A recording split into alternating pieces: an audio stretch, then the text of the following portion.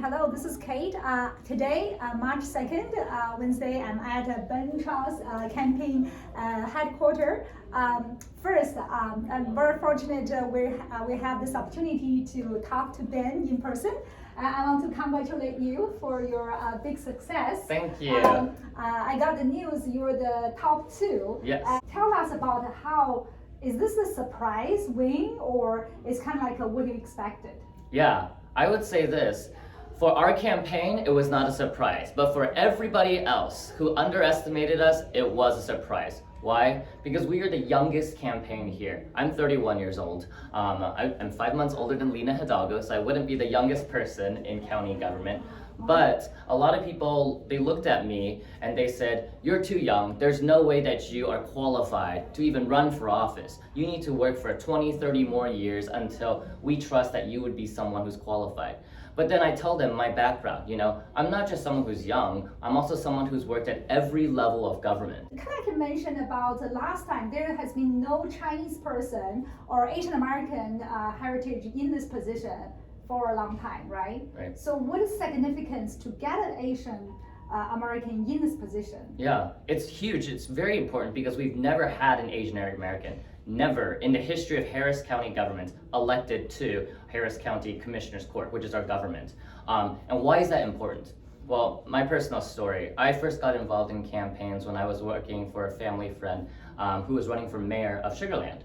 Okay. And that was when I was in high school. I was about 15 or 16 years old. Okay. And I was so excited to go with him to, I was a lowly intern. I was traveling around putting yard signs in people's houses and traveling to town halls with him.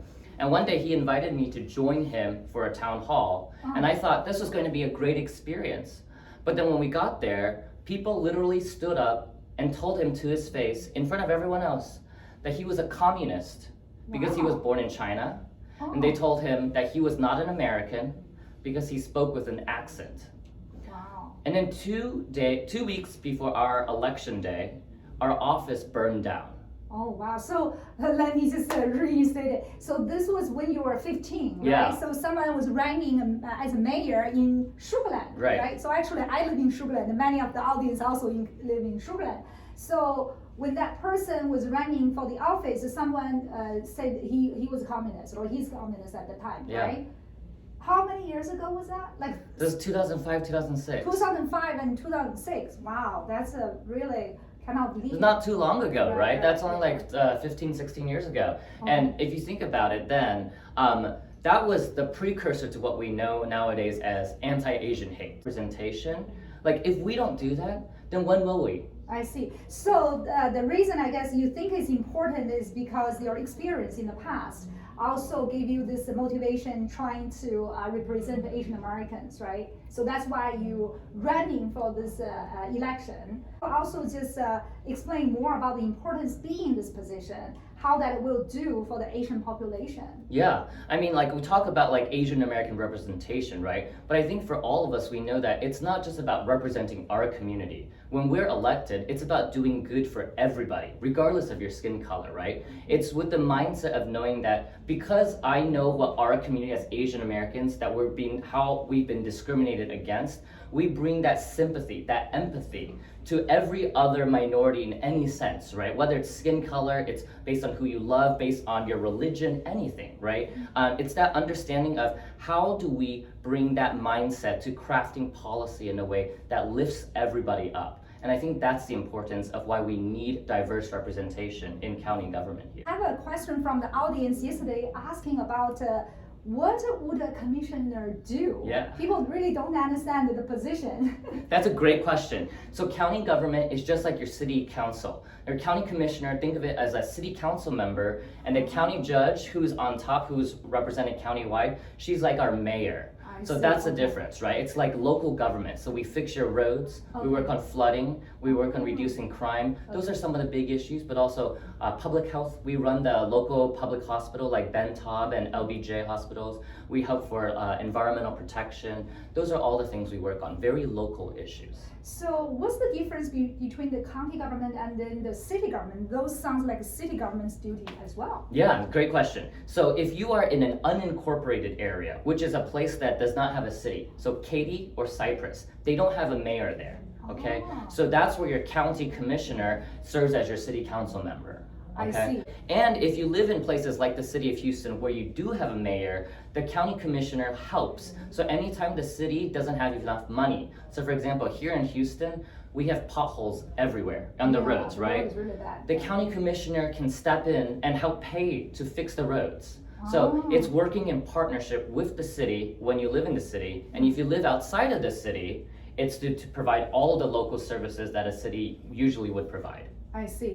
May 24th, that'll be a runoff, right? Yes. So then, would you also explain to the audience who can vote in that election, May 24th? If people did not get to vote in March or March 1st, could they join in this election? Because yesterday, as many of the audience maybe saw my other video, there was one lady, she's trying to come in here and vote for you, but then she did not get to vote because she did not register. So if they did not register for the March primary election, can they register for this one? Great question. So if you are not registered to vote yet, register now and you will qualify to vote for me on May 24th. The deadline to register is always 30 days ahead of the election. So if you register before the end of April, you are qualified to vote in the May election.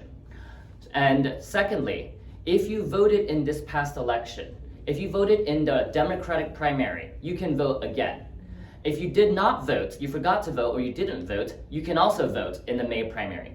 The only people who cannot vote for me this time around are people who voted in the Republican primary. So if you vote in Republican primary, you can only vote in the Republican primary runoff. Wow, okay, let me just summarize. People who have not gone voting March 1st, you now can come and vote. And people vote in the, on March 1st in the Democratic primary, and then you can come out and vote for Ben too. Only those people who voted for a Republican in the primary March 1st then cannot vote for him. So thank you also for teaching me and the audience about this primary and runoff election. It's very new actually to myself. In terms of just like in what would you do once you're elected? I would say there are top 3 issues. The first, fixing our roads. We gotta fix the roads. So I have a 72-hour guarantee.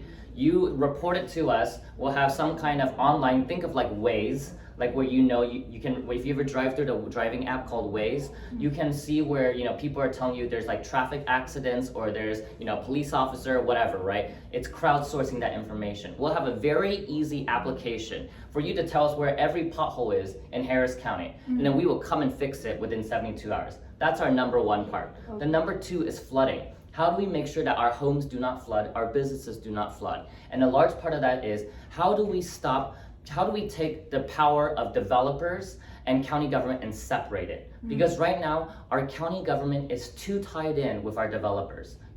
We as the people should demand that we have the ability to stand up against development when we need to, and say that the government should represent the people, not the moneyed interests out there.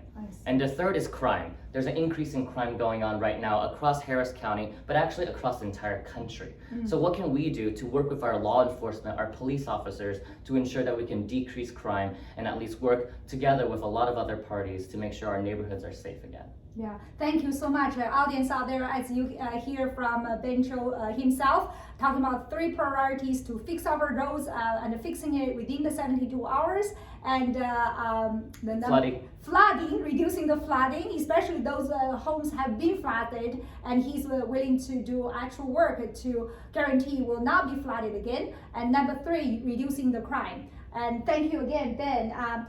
Audience out there, if you did not vote on March 1st, then come on and vote for him.